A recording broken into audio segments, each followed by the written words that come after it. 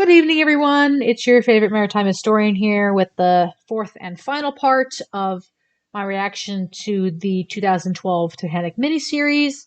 I'm really looking forward to this one. This episode deals specifically with the night of the sinking. It starts at about 6 o'clock in the evening and it goes all the way until about 4 o'clock in the morning on the next morning when Carpathia actually arrives.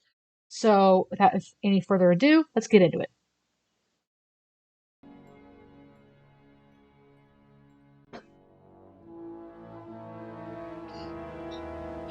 I just love these CGI shots. I can't get enough of them. I really can't. Look at that. Look at that bow. It's like a sailing ship. It's just beautiful. And Gaddy's restaurant was a real restaurant on board. How did you manage to get rid of the dreaded Rushtons? I just didn't invite them. Sometimes the old ways are the best. Besides, if anyone had choked, we'd be 13 at table. I wouldn't risk that in the middle of an ocean. No, I'm far too superstitious. It's funny that they're talking about superstition on this night, but you know, us as the viewer, we know what's coming. They don't. So.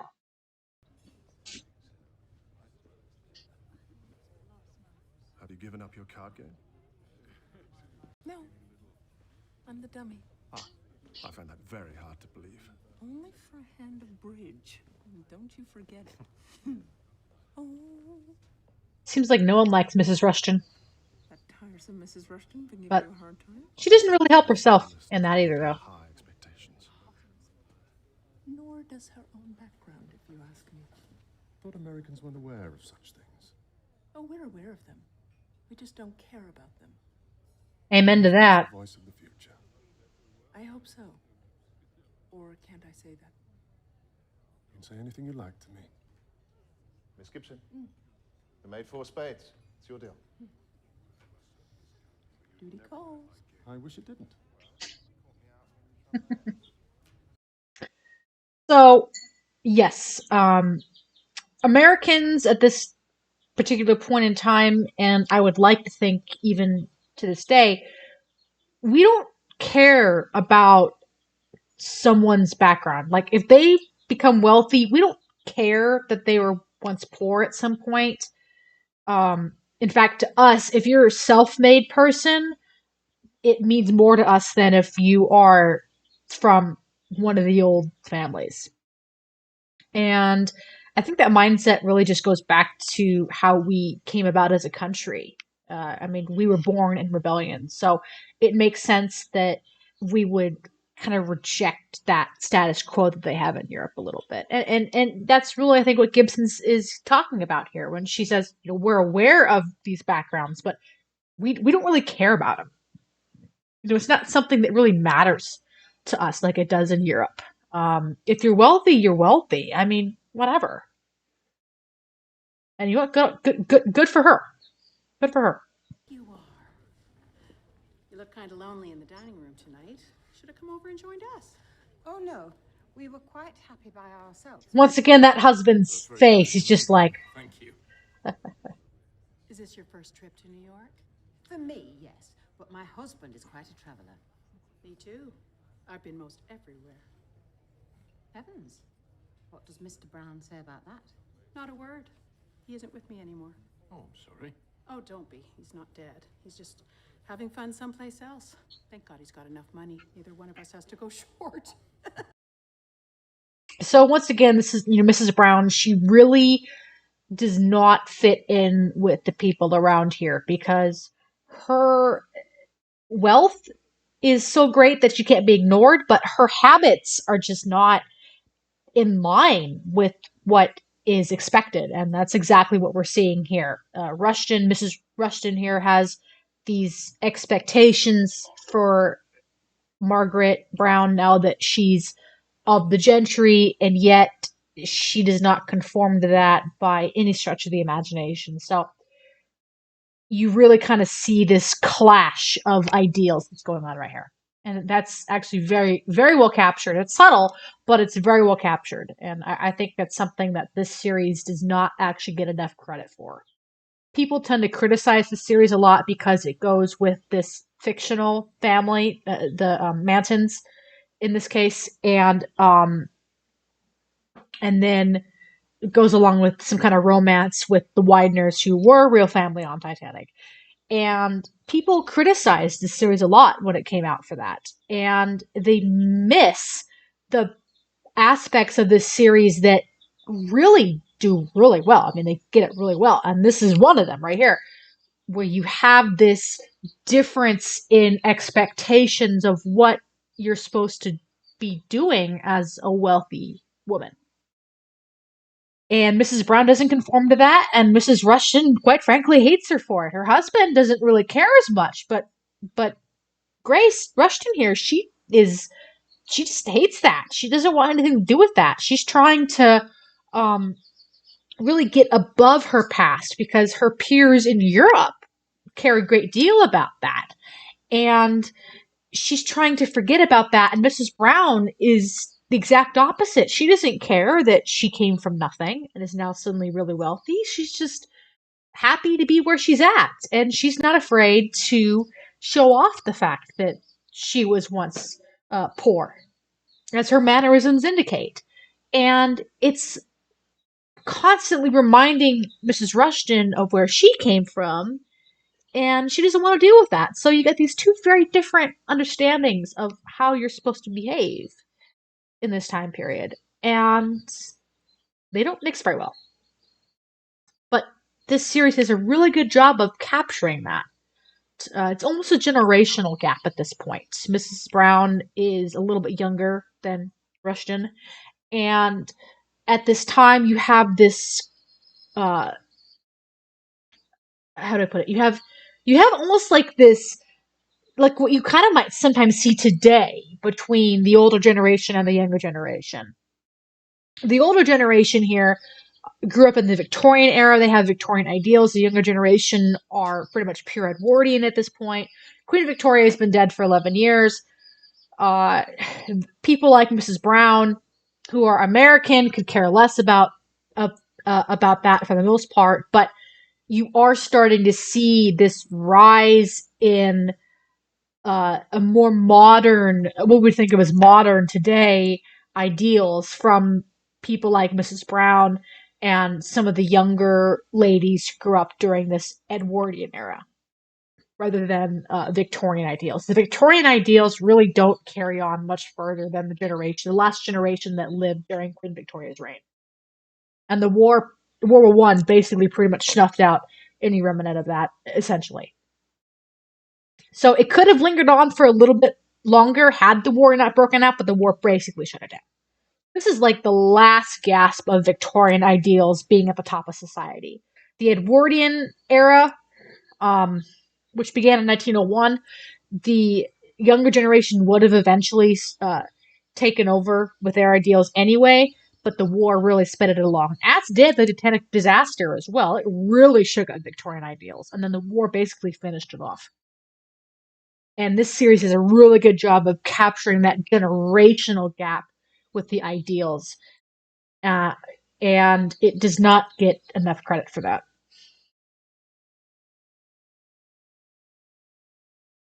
Culture is not an easy thing to emulate. It's not. It's usually so complicated that it's very hard to capture without it being cliche, but this is not one of those instances. It's does it very subtly, but if you know what you're looking for, you can see it. I thought everyone knew my story. Is it a long one? Nope.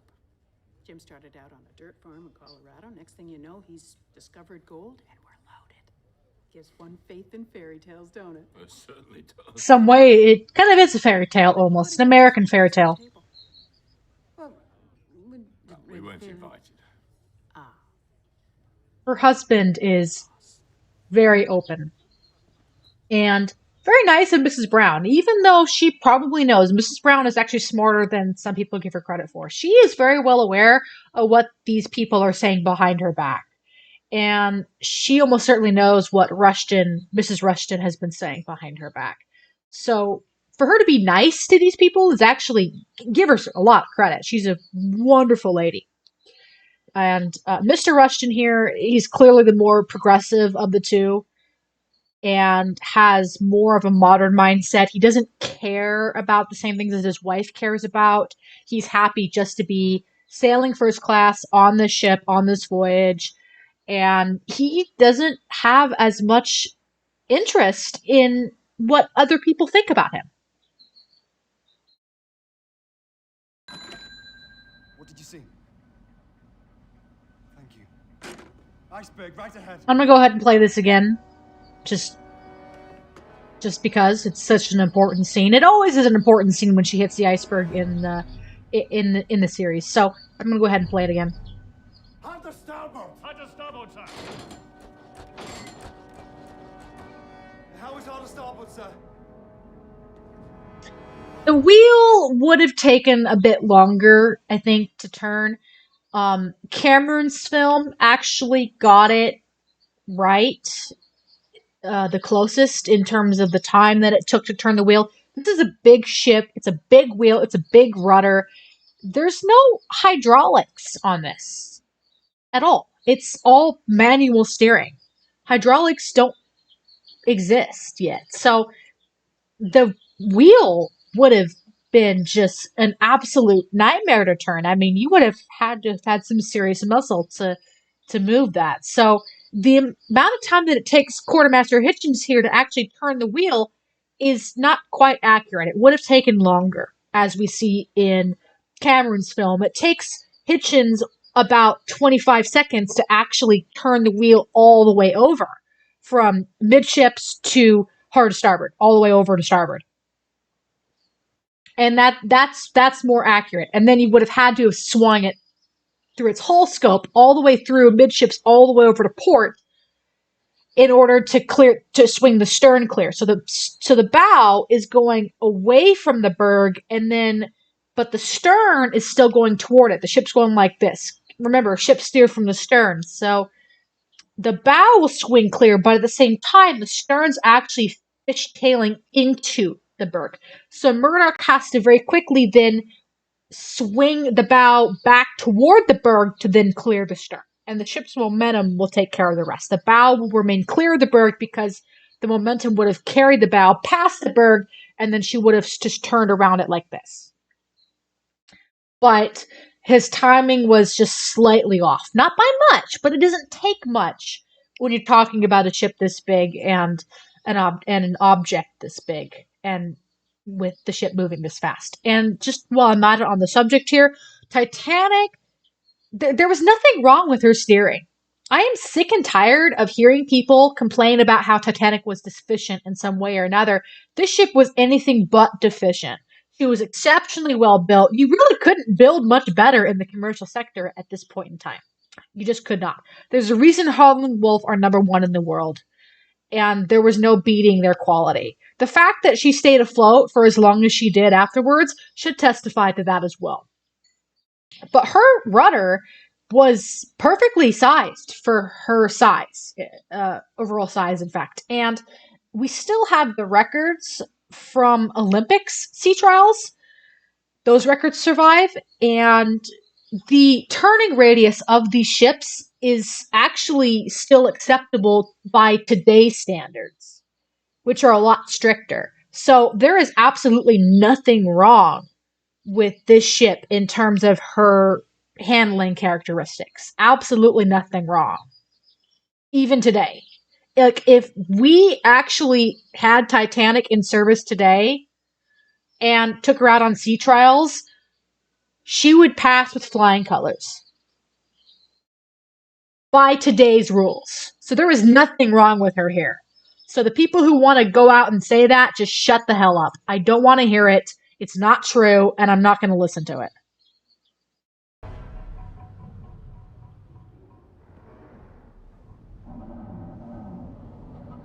And you can hear the ship groaning. That's accurate. She's going 22 knots, and he throws the engines in reverse, which means the center screw, which is connected to the turbine, is going to stop moving. It's basically going to feather at that point.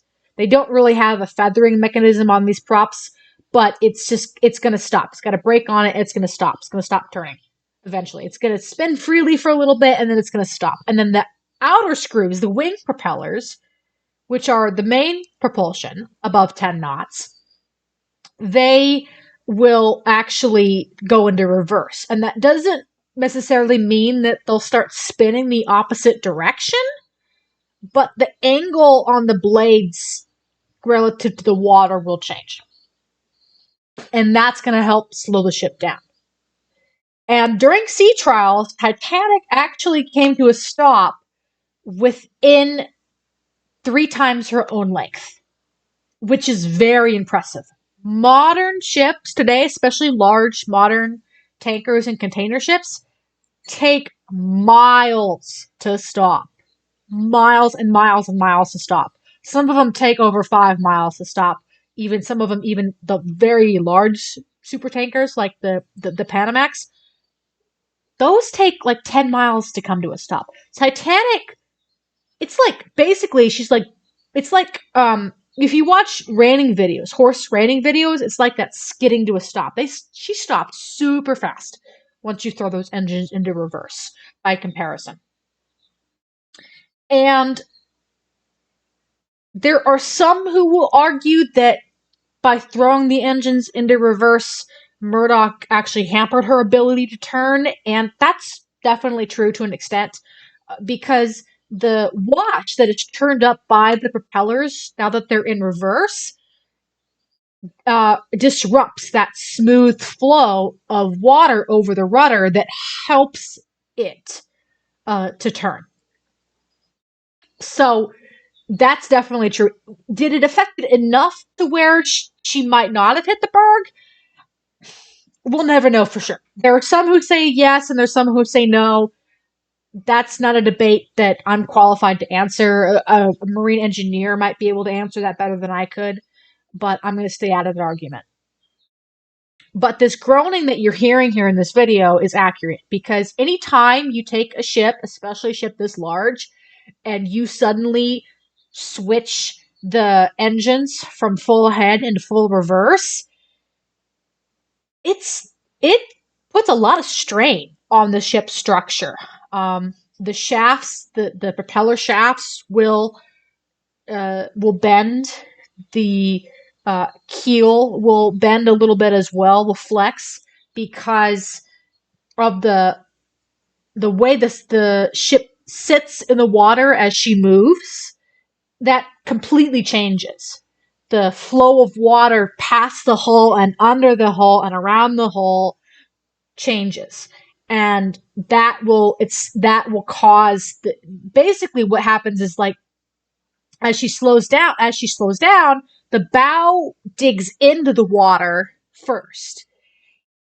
And then that transmits its way through the bottom of the ship, through the keel of the ship, back. And that's the groaning that you're hearing, is that change in the way the ship is actually sitting in the water. So the keel of the ship is basically doing this at the moment. It's not like a lot. Like, you can't actually really feel it. It's centimeters at most. But that's what's causing that groaning, and that's absolutely accurate. There are some ships that if you, for example, the Enterprise, CVN 65, when she actually went from full ahead to full reverse, the shafts actually bent by 4 feet. That is the amount of force that it is exhibited here. So, of course, a ship's going to groan like this. I mean, that's expected. Exactly what's going to happen. So the fact that they included that is accurate. It's not because she's hit the iceberg. She hasn't hit yet. She has not hit the iceberg yet. They're still about 200 meters away. But the groaning is because of the change in speed, which causes this alteration to the way the ship's actually sitting in the water. The ship at this point basically wants to dip down, but her momentum won't let her. And that causes flexing. And when steel flexes, it's going to make sounds. It is done, well done. There are various versions of what Murdoch says. We'll never know which one is actually accurate. I'm going to go back a little bit because I also want to talk about how quickly Titanic's bow actually does swing around. This is exactly what I was talking about earlier when I mentioned how Titanic's steering was actually very, very good. And we'll see that. Look how close she is already to this berg. She's only about 300 meters away at this point. So, uh, she's definitely in a position where um, most other ships of this time period probably would not have turned away as quickly. Ships of comparable size, if there was one. Even a modern ship would have had a hard time turning away. So you'll actually see, just watch the bow in this scene and watch actually how quickly she actually swings around. If she had had another couple seconds of warning, she likely would have cleared completely, and there would not have been a disaster, and I wouldn't be making this video because no one would have known or cared about Titanic.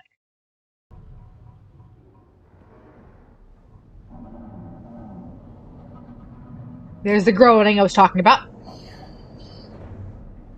It's not just the music, it's incorporated into the music, which is impressive. Look at the bow. Look at the way that bow is swinging around. Accurate. And then coming up to the bridge wing, and she's going to hit right about here, which is accurate. She basically hits on the widest part of her at the bridge wing, basically. This is the widest part of the ship.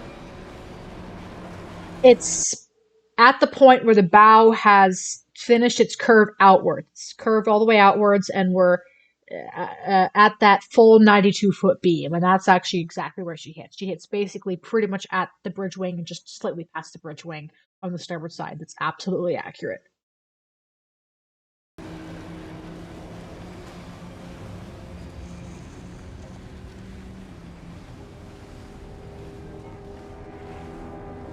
And the bridge crew know that they've hit. The lookouts believe that they missed, but the bridge crew think that they have but the bridge crew know they've hit, but the lookouts think they've missed. One thing that is missing from this scene, however, is that Murdoch orders hard to port.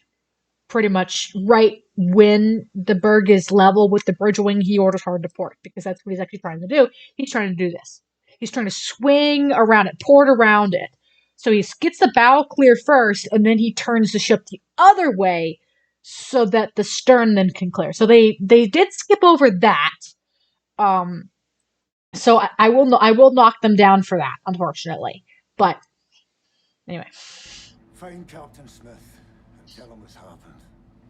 Hardly necessary. The guy is already on his way back up. Bloody stupid. There's no evidence that Murdoch actually said that. Murdoch, Lightoller, everybody else, they adored Captain Smith. They loved his ship handling abilities. And he would not have said that about Captain Smith. And as far as we know from the surviving officer's testimony, he did not.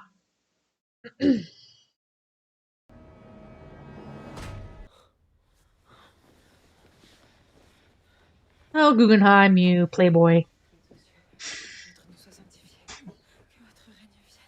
Giulio, escort Madame Aubert and her maid back to her cabin. It would not do for a steward to find them here. And if I drown, I do not care to feature in a newspaper story.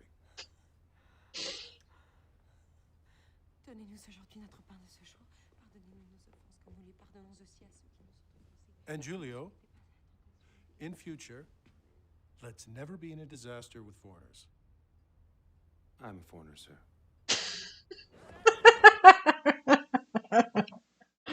Oh, it's classic. I love it. Actually, Guggenheim and his footman Giulio are actually relatively good friends. And they are last seen in the first class smoking room, and you will see them later in this. They were actually seen in some of the previous episodes as well. And they were saying, like, we'll just wait and see what happens. They actually already know what's going to happen. Guggenheim has been told the ship will sink. He's already figured this out. And he has decided he's not going to try and make a run for it. He's going to be a gentleman, and he's going to go down with the ship. He's going to be a hero. Um, which is kind of interesting given that, he's with a mistress and Mrs. Guggenheim isn't home with the children. But that's more or less what's going on here with him. As he will say later, we're dressed in our best and ready to go down like gentlemen. That is one of the quotes that was reported by several survivors. So the fact that several survivors said that he said that gives it some credence that he actually did say it. Whether or not it's actually true or not, I mean, you can make your own judgment on that. I tend to lean towards the idea that it's possibly true. Um, Guggenheim was a very flamboyant character, but he was also not stupid. And I think it's very likely that he knew that the ship was sinking or was going to sink and was not going to become involved in the melee that's going out on deck, which is fair enough.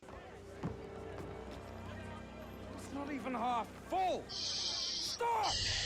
We can't bring it back now. So there's a couple things I want to talk about here. So I already did talk about in the last video about the fact that these lifeboats, the first ones especially, were launched half full, or actually in one case only 12 people had gotten in, and they had capacity for 50 to 60 people. So I'm not going to go on to that. But what I will talk about is when Lowe mentions we can't bring it back, there's a reason for that. And it's not because, well, obviously the ship is sinking. It's because of the way the davits are rigged. So at the moment, the davits are rigged to set the boats down. The crew was very poorly trained in handling these lifeboats. Some of them might have had experience if they'd been on Olympic in the handling of these boats, because the davits were very similar. In fact, they were pretty much identical design, but for the most part, the crew were last minute additions from Southampton, especially because of the coal strike that was going on. And so a lot of people were out of work, and the crew was mainly from the working community in Southampton, because Titanic was pretty much the only ship at this point that was going to actually sail when she was scheduled to. So the crew really didn't have any experience handling this type of davit on this type of ship. And so that's part of the reason why the launch of the lifeboats was so slow. It took about 12 minutes to actually launch the boats. The fact that all of the main boats and two of the collapsibles were actually able to get off at all is actually very impressive, all things considered. They almost got collapsible A going, and they almost got collapsible B out as well. Collapsible A was ready to go, it just didn't have its sides inflated. And the collapsible B was, when they pulled it off of its storage location on top of the bridge, it rolled upside down, and it's heavy. They couldn't roll it back upright, and they just ran out of time. And you will see that scene later on this episode. But anyway, what's going on here is that they're not equipped to pull this boat back up. And that's basically what he's saying. It has nothing to do with the fact that the ship is sinking out from under them at this point. It's because they're not equipped for it. They need a very strong set of winches to counteract the weight of the boat, and run that through the pulley system that they have to try and crank this thing back up. And they don't have the ability to do that here. Steerage passengers through here before the night's out, and I don't want any looting. Oh, come on. I hate it when this thing does that. Hang on. I'll go back now. This thing loves to skip its visuals and continue its audio sometimes. Listen to that again. Bolting them all. We may have steerage passengers through here before the night's out, and I don't want any looting. as well go to the thieves as a fishes. That's exactly the kind of talk we neither want nor need. Yes, sir. So this is basically one of the only times we actually get to see Chief Officer Wilde again. And I really wish that they had included him more. But they don't. I do believe, at least, and this is something I will give him credit for, I do believe they at least did not show Murdoch shooting himself like Cameron did. I don't agree with that. I do not believe that Murdoch did shoot himself. Lightoller even said he was standing right next to Murdoch when Titanic's bow dipped down and swamped the decks, and Lightoller said that Murdoch had not actually done that. What is more likely, and I actually agree with historian Walter Lord on this, is that Wilde was actually the one to shoot himself. There are multiple eyewitness accounts who state that an officer did shoot himself, but I do not believe it was Murdoch. I do agree with Lord on this one that it was Wilde who did. But I really do wish that regardless, that Fellows had actually given him more screen time. Unfortunately, they did not. But the fact that he was there at all is good. Because I don't even think Cameron had Wilde in this one. In his film. At least if he did, it was very subtle, and I never noticed it. So that's kind of unfortunate, but what can I do? Okay, so we got about 3 decks to the hull line at this point, which is that black line where that stripe, that yellow racing stripe that you see there that separates the black from the white. That's the hull line between there and the superstructure. So that's the distance that we have. So we've got about 35 feet before the decks itself go underwater. So already at this point, about 3 decks are three decks that would normally be above water have already gone down, and the angle is pretty shallow, which is accurate. This series actually came out not that long after forensic analysis had actually confirmed that Titanic actually only got to about 23 degrees before she broke. So this series actually does incorporate that, and I like that. It's historically accurate. The amount of light that's there is not, but that's not something I'm going to fault any of these shows for, because they have to let the audience see what's going on. The CGI in this is actually really good. You can see the smoke still coming out of the funnels there, the light reflecting off the water. The angle at this point is about 5 degrees, so it's pretty shallow. And again, that's historically accurate at this point. So I'm glad that they actually went ahead and decided to go with this new theory, because even though it's not as dramatic as, say, what Cameron did, it's still really, really good. And I'm glad they did it. You get the lights flickering, that's good. And that's happening because of the fact that saltwater and electronics don't mix very well. They don't mix then, and they definitely don't mix now. And so that's what's happening. As remember, Maloney was talking about how each wiring system is independent of the other, and that's actually why all the lights haven't gone out at this point, because each circuit is closed to itself.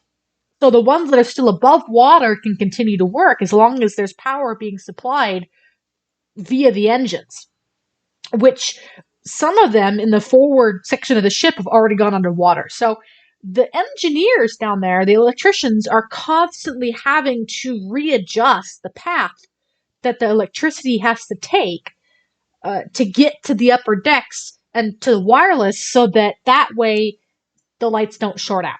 Because if they use a path for the electricity wiring that's already underwater, forget it. So the electricians down below, who don't have a hope of getting out, are constantly readjusting their breakers, basically.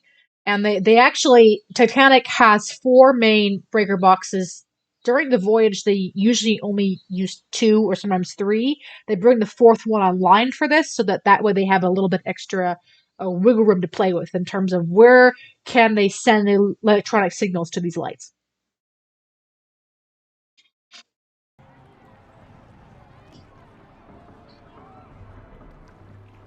Yeah, that's absolutely accurate. So for the people who were on this boat, it would have become very real at this point if it hasn't already.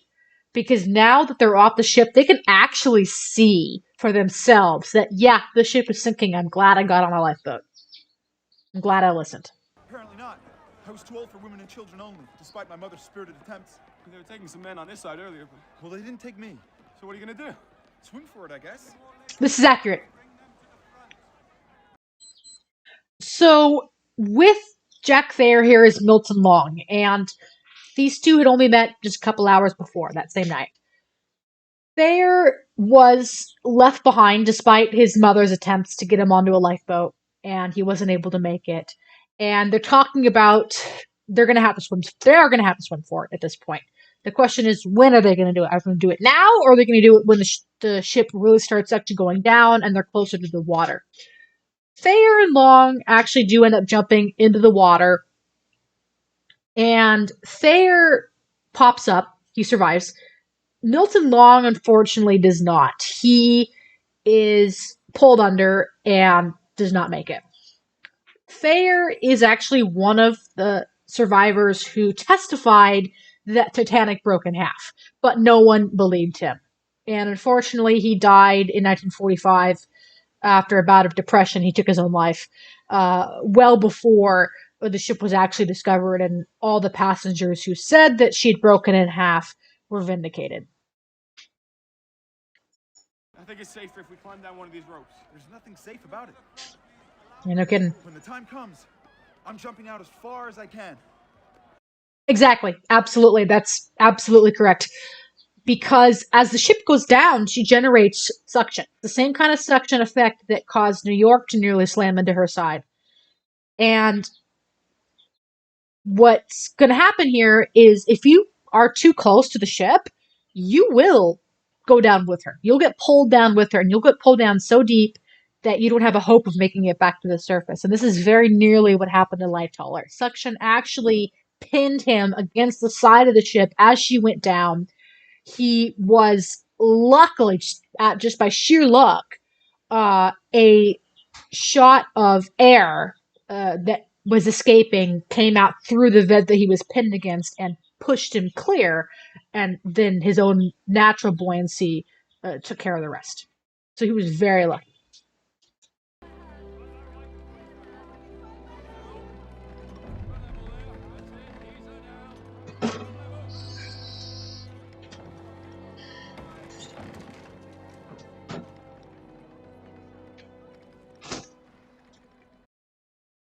Okay, so let's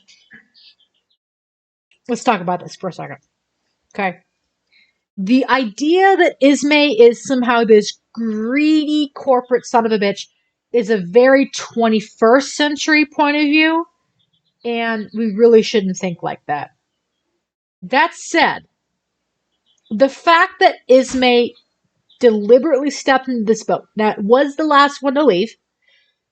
There were no one else who was willing to get on it, and there was room. I don't really see a problem with that. I don't think it was something that he should have done, per se. It's not a very chivalrous thing to do. But at the same time, not everyone can be a hero. The last boats have gone, sir. They've launched one of the collapsibles and they're trying to get another into the davits now. You should go. There is no obligation to go down with the ship, sir. Isn't that for me to judge? Fair enough. Mr. Ismay got away. He stepped into the boat just as it was going down. Lou and I could have grabbed him out, I suppose. But we didn't. I'm glad of it. Let Ismay be the coward of Titanic. whereas I'm just the fool who sank her. So, even though we do not know for certain if this actually happened or not, because neither Smith or Murdoch survived, I love this scene. I really do. Not only is it the last time we see Captain Smith, and he's in the place that reports did say that he was, which is on the bridge.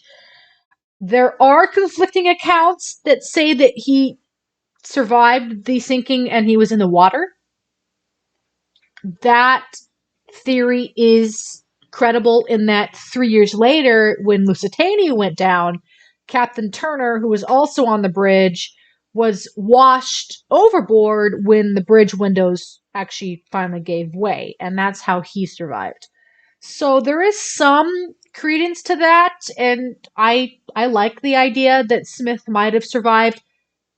Did he swim around with a baby in his arms? No.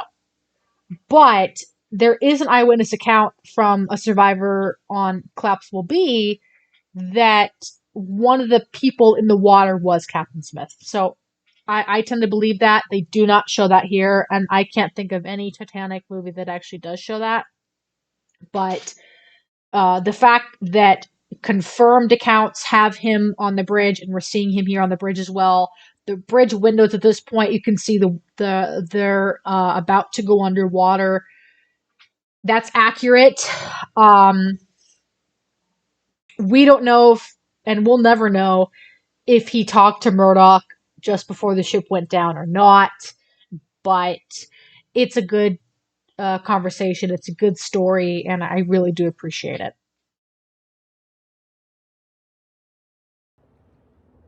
You're being very hard on yourself, sir.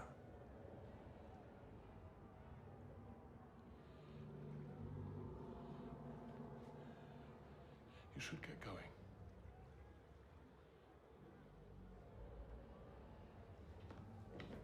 And if you manage to get out of this, please don't think too harshly of me.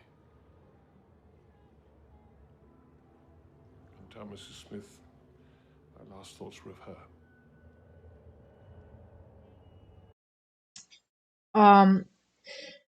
I think this beautifully captures just humanity in general. If you're in this position and you're about to die, I mean, your last thoughts would be of your family, wouldn't it?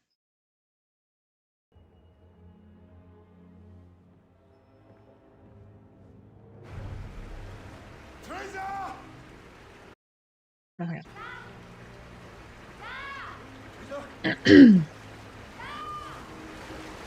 Oh, Teresa, why did you have to jump off the boat? Oh no.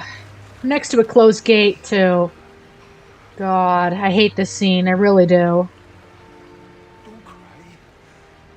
I'm here.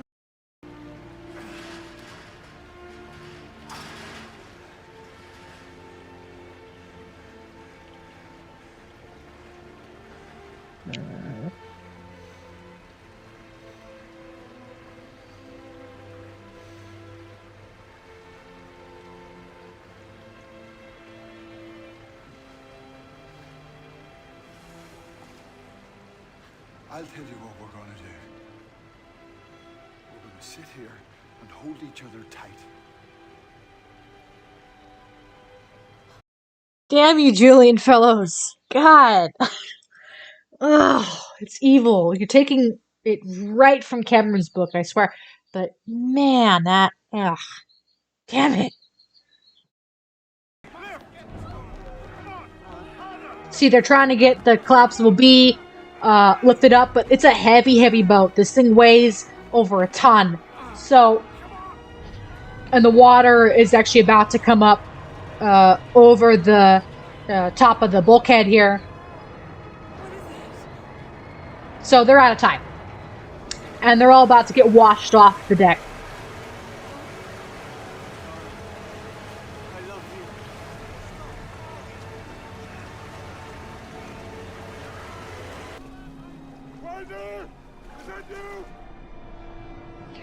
This water is 28 degrees Fahrenheit. The only thing that keeps it from freezing is the fact that it's salt water. Salt water freezes at a lower temperature. If it wasn't for that, this would be ice. And you have Aster here on the left. You got Widener here on the right. Widener is already dead. Just judging by the paleness of his face. This water will kill you within minutes. Water sucks, especially water like this, sucks heat from your body 25 times faster than air. And the air itself out here is cold as well. So if you're in the water for a certain amount of time, your chances are you're gonna lose the feeling in your extremities, so your hands and your feet, you're gonna lose feeling there. That's gonna inhibit your ability to swim. And even with a life jacket on, there's a good chance that you'll suck in some water and then you'll drown. And that's if you're lucky. If you survive that and you're just able to drift around and keep your head above water, you might live a little bit longer if you don't move. The less you move and exert energy, the better. Because the more you start swimming and struggling, the faster your body's actually going to lose heat and the faster you're going to die. So the people who don't actually move in the water live the longest in this case. But once your hands and feet go, then what's going to happen is your body is going to protect its core as much as it can. But eventually, even that's not going to work. And your blood is going to cool and your core temperature is going to cool. It only takes a core drop of about 2 degrees before you're unconscious. At 3 degrees, you're dead. 5 degrees, you're certainly dead. So it doesn't take much at all. And this, in water this cold, the most you can last is maybe 30 minutes. There is one individual who survived longer. There's a couple of individuals who survived longer than that, about 6. One of them was the ship's baker. And part of the reason that he survived, actually, is because he consumed brandy. And normally, consuming alcohol is not a good idea. Normally, the alcohol will actually make you die faster. But what's interesting about brandy is that what brandy does, at least initially, is it it doesn't exactly thin out your blood, but it kind of it triggers your bloodstream to kind of open up a little bit more. And what that does is it increases the blood circulation, and that acts as a bit of a protection against hypothermia for a little bit longer. And that's why he was able to survive. And you will see that a little bit later. I think it's in this episode. If it's not, it's in one of the other ones. But actually, I think it's in another episode because at this point, I think we'll be on that. But there was a scene earlier on where Dorothy Gibson is given a bottle of brandy by Lightoller, and he says, there might be other people in the boat who need it, especially those who were pulled out of the drink. And that's exactly why. Brandy does warm you up initially.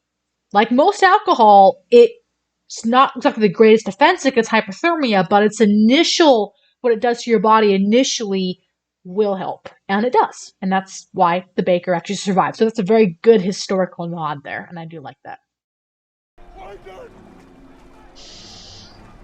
Just hold on. The boats will be back in a moment. Here goes the second funnel.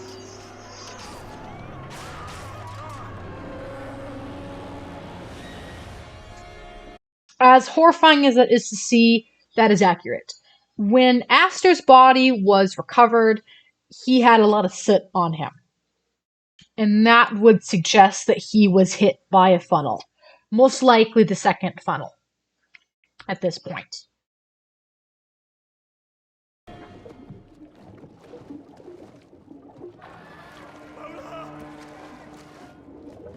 There's Sandrini again.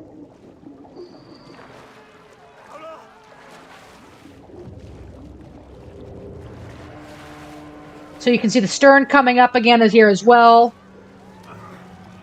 That is Lightoller on the back of Collapsible B. That's correct.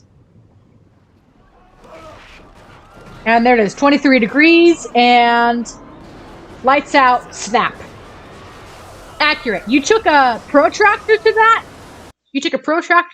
That is 23.5 degrees. That's absolutely accurate. I love that they went with this version. The only thing that I would have liked to have seen more of in this series is Californian. I would have actually liked to see a scene for Carpathia as well, but I would have liked to have seen something about Californian. And while I'm on the subject, I may as well talk about that. I defend Captain Lord. I absolutely defend him completely. And there's a couple reasons for that. First of all, he would not have realized, I don't think, that there was a problem. And part of that is because of the fact that when Titanic was firing off her rockets, now mind you, yeah, a ship's not going to fire rockets at sea for nothing. But when Lord was asking about the color of the rockets, he wanted to know, are they distress rockets or are they company signals? Because, for example, Cunard Line, they have green signals for at the time for their company signals, and then White Star and American and Hamburg and all these other lines have their own color codes, if you will, basically. So he wanted to know, are they actually distress rockets or not? And aiding in this confusion was that the sequence in which these rockets are fired off, not accurate for a distress signal. If you're going to fire rockets at sea as a distress signal at this time, you need to fire them off like once a minute. Like quick succession. Boom, boom, boom, boom, boom. That did not happen. And it shocks me that they didn't do that. Because it wasn't long after Captain Smith was informed that his ship had struck a berg that he gave the order for these rockets to be lit off. And there are boxes of them that have been found on the ocean floor. And we know from these recovered items that while some of the rockets were white, most of them were not. They were red, they were green, they were blue, they were purple, there were multiple different colors. And they fired them off in a very irregular sequence. Sometimes they were fired off 5 minutes apart, sometimes they were fired off 10 minutes apart, sometimes they were fired off 3 minutes apart. There was no consistency whatsoever in the color, in the sequence, in the timing. It's very confusing to any ship who's actually looking at this from a distance. Second off, Californian had her boiler shut down for the night. She was stopped on the other side of the ice field from Titanic. Even if she could have gotten herself together, even if Captain Lord had decided, oh, there's a ship in distress, I need to go and help, it would have taken Californian probably about 5 hours to actually relight her boilers, re-warm up her boilers, get some momentum going, and try and weave her way through this ice field that she's sitting in the middle in. She's not exactly in a position to steam in a straight line to Titanic. The waters around these ships is a freaking minefield of icebergs. It's a wonder Titanic didn't hit something sooner. So, I mean, Carpathia even reported that as well. The amount of ice that was in the area was almost unbelievable. So even if Captain Lord had, like, right off the bat realized that there was a problem and he needed to go help, Californian would not have made it before Titanic sank. She would not. So I absolutely defend Captain Lord on this. People who blame Captain Lord and make him a scapegoat should really seriously think about the whole situation in this. Californian could not have gotten moving soon enough, even if she tried. So blaming him like that, blaming her captain like that, is just not fair.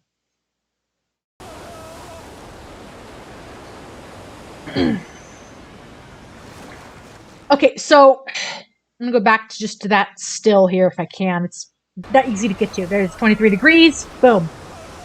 Snap. The back two funnels fall back. Okay.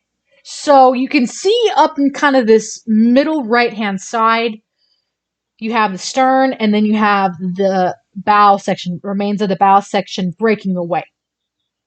And this is what was reported by a couple of people on Collapsible B, as well as in the lifeboats around this area watching.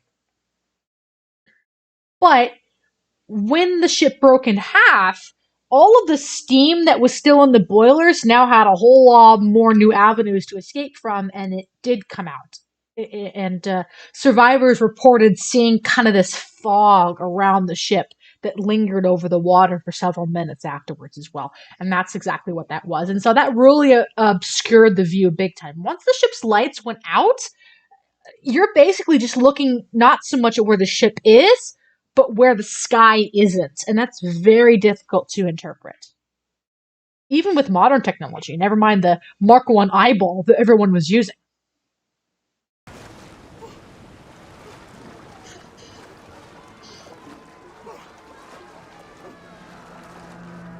So you see the stern starting to rise up a little bit here. That's accurate because of the fact that the stern is still attached to the bow by the keel. The keel, double bottom, is still connecting them. If it had been a clean break and the bow and the stern had completely separated on the surface, then very likely what would have happened is a lot of people would have survived because the stern would not have sunk. The stern would have sat there bobbing long enough and likely still held afloat by its intact bulkheads. And even if it did sink, it would have sunk a lot more slowly now that it's back level. And it would have been just a giant lifeboat until Carpathia arrived. And no one would be debating the fact that the ship broke in half either. So, but because that didn't happen, because it was not a clean break and the bow and the stern are still connected by the keel, that section pulled at the stern. As the bow dove down, it pulled at the stern because it was still connected, and that's what brought the stern down. So the stern, that's why the stern is actually still blown apart today, because the bow had already equalized in terms of its pressure. It was pretty much completely filled with water at that point, and so that's why the bow is still intact, relatively. The stern, meanwhile, was still full of air, and it got pulled under. You remember, the stern at this point is still completely buoyant. But as it gets pulled down into the ocean, all that air has nowhere to go, and it basically implodes. Which is something that actually we will see on most double-hulled ships that sink very quickly today. They will do something that's called imploding, and then they'll explode. And that's exactly what happened to Titanic stern as well. And the stern doesn't really go vertical, it just kind of rotates a little bit as the keel detaches, and you can see that right here, it's starting to turn a little bit. It kind of goes like this, and then goes down, and yeah, you can see that right here. Look at that. It doesn't go vertical, it just kind of rolls over onto itself and then goes under. See that rotation? See, that's not quite vertical, it's actually tilted a little bit. And that's accurate. That's absolutely accurate.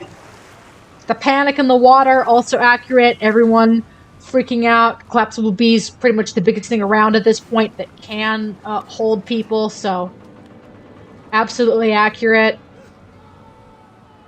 The lighting on this is not accurate, but again, I'm not going to fault anybody for that, just because the audience needs to actually see what's happening here. So, but the visibility actually would have been very poor. That steam that's around the ship there, you can see that haze there, that would have pretty much obscured it from view, and it was such a dark night, there was no moon. So you literally wouldn't even been able to even really see the ship at all. You just would have seen the outline against the stars, just because there were no stars in that particular area, and so you could just tell where there was no sky against the horizon, and that was it.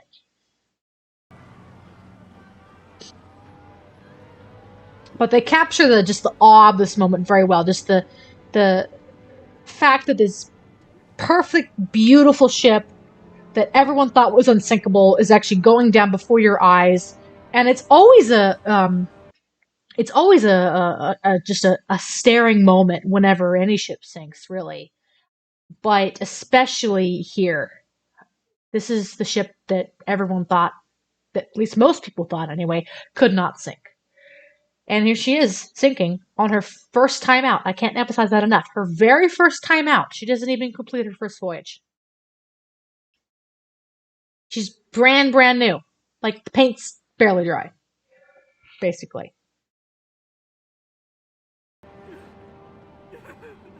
And they capture the emotions of this and the just the shock and disbelief of this moment so well. And that's one of the things I love about this series, is they do this in a way that's just so subtle but so brilliant. And there's that rotation. You can see that right there. The stern's rotated around to the starboard side.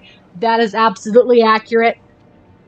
Based upon the forensic evidence, it's perfect. The steam coming off of it, that's going to linger over the water here for a little bit. Absolutely accurate. Very well done. Bravo, Julian Fellows. You did a beautiful job with this.